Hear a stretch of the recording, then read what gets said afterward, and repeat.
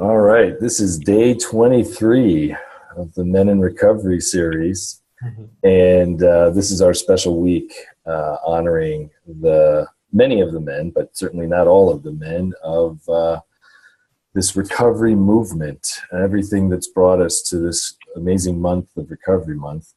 And I'm really pleased to have Greg Williams with me. Many of you would know Greg. He and I go back a little ways, and it's great to have you with us today and joining for this project that is really a passion of mine. Yeah, thanks, Dan. I've been a big fan for a long time, and still go back and read your transcript from our interview with the anonymous people. It was one of the more poignant, deep interviews that I got the chance to do. So it's fun to be on the other side of this. Thanks. And like that this is Recovery Month, I mean, it really is such a testimony to the shifting time. But I mean, you're a real catalyst for this conversation moving outside in many ways of the communities that have been working so hard around the country to bring recovery advocacy and that message into the larger recovery community and into our community as a whole. And, I'll never forget being in meetings when people started coming in talking about the movie, the anonymous people. And it was clear that there was going to be a shift. So thank you for that. It was a huge vision on your part, a huge effort and risk, and I think in some ways on your part. You've really helped move us toward a tipping point. Well, thank you. I mean, I just got to put it together and package it, and so I think the voices in the film really speak more to the move, people's own movement when they can hear from folks like you and Bill White and Tom Coder and Tom Hill and these guys about why they choose to speak out. I mean, I think that's the core issue of recovery advocacy, right? Is 12-step movement for a long time tried to push people from speaking out and telling their story out of fear that it was about ego inflation, or that it was for personal gain, or that it was going to decimate the 12-step community because people didn't know how to do it. And I think that's the differentiator of the folks in that film who understood recovery advocacy, understood that it wasn't about personal gain, that it was about helping other people, and it was about doing it with respect to any 12 traditions if they're a member of that fellowship or a fellowship. Yeah, well, I absolutely agree with you. And the ability to create that film and the vision to do that, I would say is equal, to the voices, because the voices wouldn't have had wouldn't have had a platform. So, and it's launched some amazing stuff as well with facing addiction. So, but for today, it's really one question. It's what I start all of the interviews with. And it's, what's the greatest gift of your recovery that's really helped you to be the man you always knew you could be? Yeah. Well, thank you for not giving me much time to think about that one. I always go back to the word freedom, the personal freedom. I mean, I was so chained as a young person, as an adolescent. So that bondage of self, that self-obsessed, and I didn't, at 16, at 15 years old, I didn't realize that that's the way my brain was working, or that I was thinking about myself all the time, or that I was so self-obsessed about, and it wasn't always in an ego way. It was in a sort of an insecurity way of what are people thinking about me, or what do they think about me? Just so obsessed with all of that it was pretty crippling in terms of being able to figure out who I was or who I wasn't, and what I liked to do and what I didn't like to do, and what made me feel good and what didn't, and kind of, drugs and alcohol really took that away from me. But but recovery, I think really, that was the first thing that I started to, in year 2 or 3, really started to realize that I was on this journey of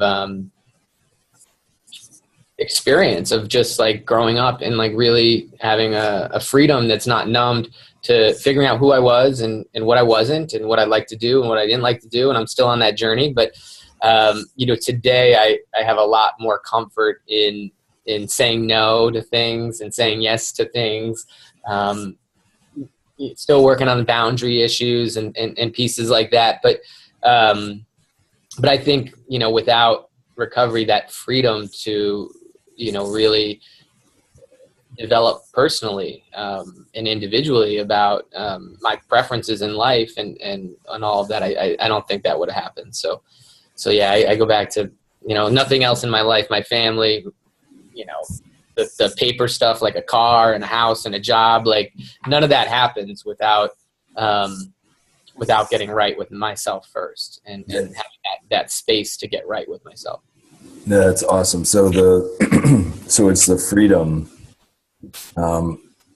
that comes for us and enables us to choose and to choose, like you're saying, that engagement in life.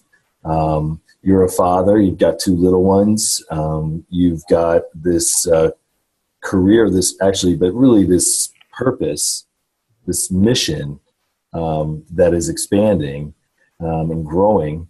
How does freedom help you navigate the challenges of a man who I know is very dedicated to his family, to his kids, and to this mission? It's something that I personally am still trying to find balance with as well.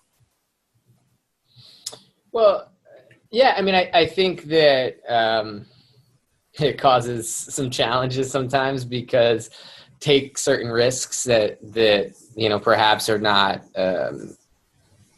good business decisions or good decisions all the time, in terms of, but the ability to take risks and try to step out and try to do something that the heart and the passion, is aligning, I think, is really empowering. I mean, even the, decision about having a family or having children and doing that in a place where it wasn't kind of forced upon, it was a conscious, choice that me and my wife got to make. And, even my relationship with my wife, I was able to, have, and she knew exactly who I was and who I wasn't when, and that was the beautiful part of the beginning of that relationship is that, I was okay by myself and she was okay by herself. And then, and I think that's a really, it sounds like a simple idea, but I think with a lot of the men that I work with in recovery and a lot of relationships in general, it's a very complicated idea that 2 individuals in a relationship are, additive to one another and not filling a particular need or a codependent need of one another. And I think that was, that was really the freedom of my own recovery allowed me to be in that space because I never had a relationship like that before where I was able to be okay by myself or additive with another individual. And so, and I think that's the same with my family and the same, in terms of the work side of things, although on the work side of things, it's, probably a little scary taking some of these risks, but it's, it's a wild ride and certainly every day is an adventure. It's such a wonderful point you make about relationships, right? So that's been a huge focus of mine. And what you're alluding to is a mathematical formula that a lot of people aren't necessarily conscious of, but it's certainly not what society tells us, right? Because oftentimes what society says is half plus a person plus another half of a person equals a whole relationship, right? This whole you complete me. But the formula, as I learned it many years ago, and as I talk about it in my most recent book on relationships, is 1 + 1 = 3. And so you have that whole person as best as possible whole, coming to the relationship, you have the other person coming to the relationship, and then you have the relationship. And that all three of those are separate spaces that also overlap, and that they move as well. And I found that to be a really important piece. And what's interesting is that the freedom you mentioned seems to support that in your business as well. When you're free, when you're okay, as you say, by yourself, able to stand in your own decisions, I think it's a lot easier to navigate the river that comes at you as success continues to grow, and to maintain, I think, that commitment to family and to the relationship.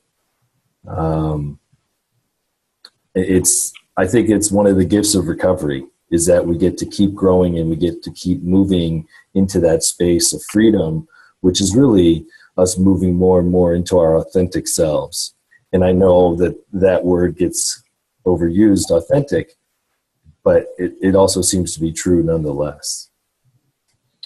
Yeah. I mean, it's in my recovery story, when I tell my story, it's like at 8, 9 years old, I didn't grow up to lie, cheat, and steal and do the things that my addiction brought me to. And I think recovery certainly has gotten me back to kind of some of those ideals of 5, 6, and 7, and where I probably intended to how to be part of this world, how to be a part of helping other people, whatever that looked like at that time. But so I think, yeah, no, absolutely, it makes a lot of sense, both from a recovery perspective, but from a just being the person that you were meant to be, or that you desire or want to be. Yeah. And I think that for men, the challenge for us so often is that that's not necessarily something that we're taught to focus on. You've used words like coming to the relationship as a whole person. You've used words like codependence. You've used words that aren't necessarily part of the common masculine vernacular, and yet they're transformational for our lives when we can incorporate them. And so, part of the freedom in recovery is that you can step outside of that kind of traditional masculine, or that smaller box of masculinity that people talk about, and get to create an amazing life, such as you've done. And again, like you've said, it's really clear that what's amazing for you is the family, is the conscious decision to have a family, to have kids, is to be a father, and to be in your mission. And the paper stuff, in many ways, is incidental. And I think that's what we're told. It's not what we're told by society, but the message and the lesson in recovery just seems so often to be, it's an inside job, and you're never going to build it up from the outside. And that's, despite published books and despite, my own reputation, nothing at the end of the day in the hotel room or on the plane, none of that stuff matters. It's more internal. So. Yeah. I think it's, I totally agree. And I think, that's freedom.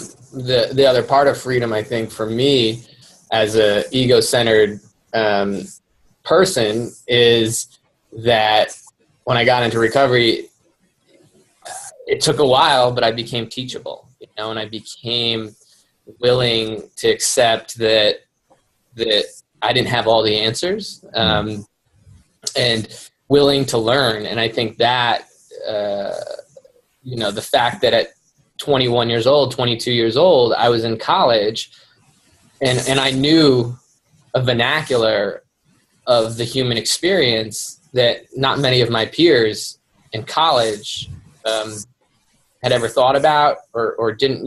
I wasn't in a college recovery program or anything, but I had this experience where I was living off campus and isolating because I didn't relate to the people, you know, in the college experience. And then oftentimes it wasn't because I was, you know, depressed about it. It was actually like, I was very grateful, probably by the time I was a junior or senior, but I was very grateful that I had this opportunity to figure out who I was and who I wasn't. And I'm looking at my peers in college and they, I mean, they just, many of them had no idea and they were still like on that journey. And so as devastating as addiction was, that learning curve, I think to adulthood or to some level of emotional maturity, it puts a lot of people on a fast track to that, you know, of growing quick and not just the sense of childhood growing up quick, but, you know, if you talk to a 20-year-old versus a 50-year-old versus a 70-year-old, there's different levels of growth there, but there's some common themes in the different generations. And I think 20, 30-year-olds in recovery probably are often, you know, fortunate to be at that 40, 50-year-old, you know, level of emotional maturity often. I mean, just because of what they've been through in their life. And of course, your latest movie is really, I think, profoundly showing that shift and what's changing in our lives and what's changing in our society around that. And I had a very similar experience. You know, I got into recovery my senior year of college, and then I went to graduate school. And right as I moved to graduate school, my father died. And thank God for the recovery community, and thank God for that awareness that you said. And at the same time, it forced me to go inside because of the loneliness, because of the separation of my peers they had a different idea of what they wanted to do with life outside of school, all of that. So I hear you, and that's the gift of freedom and the challenge of freedom. Mm-hmm. So I hear that a lot from young people in recovery is I wish I didn't have to analyze myself so much, you know, and I wish I didn't have to know this much about myself. You hear it a lot for young people because they look around and other young people are living pretty frivolously or carefree as it seems on the outside, because we compare our insides with their outsides, as one of my favorite sayings goes. But yeah, no, it's absolutely true. It is a blessing and a curse. Yeah. So I love for my guests to have the last word. And I just want to say again, you know, I appreciate you. I appreciate what you do. I appreciate your thoughtfulness in your own recovery, and how that filters into so much of what you do. You know, Recovery Month is such a special time for so many of us, and being able to continue to spread that message and to really help so many of those who are lost, who are suffering, who, you know, I mean, as you know, this epidemic that we're experiencing on top of the rest of addiction, that's hurting so many people and so many families. This is such a powerful time, and you're a wonderful example of how the celebration mixes well with a more active, open, and even political voice. Yeah, well, thank you, Dan, for reaching out, and I'm humbled to sit on the other end of this camera with you. Some things go full circle, I guess. Been a big fan for a long time. I think often about the interrelationship of sort of, you know, that 12-step framework about, you know, practicing principles in all of my affairs. And I don't think that I knew early on in recovery that citizenship was one of my affairs, you know, that participation in my community was one of my affairs. And as you look at any other social movement going on in our country, whether that be gun violence, abortion, social inequality, violence, police violence, whatever social movement you want to look at, the core part of those movements is the personal story. That's where people in those movements gain their power, whether for or against guns, for or against, Black Lives Matters, for or against any of these movements.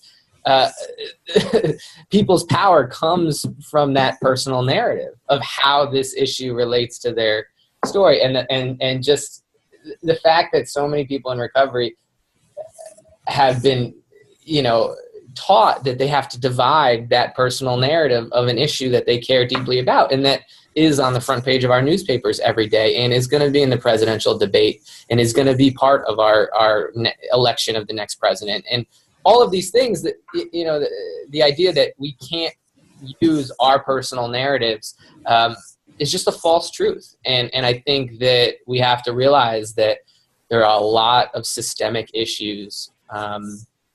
It's not just all about, Greg decided to get sober and pulled himself up with his bootstraps. When I really look back, it's family support, it's access to insurance, it's access to treatment, quality treatment, adolescent treatment, halfway houses, recovery houses. So I go to a meeting, and it's like, how do people get to that front door in the first place, right?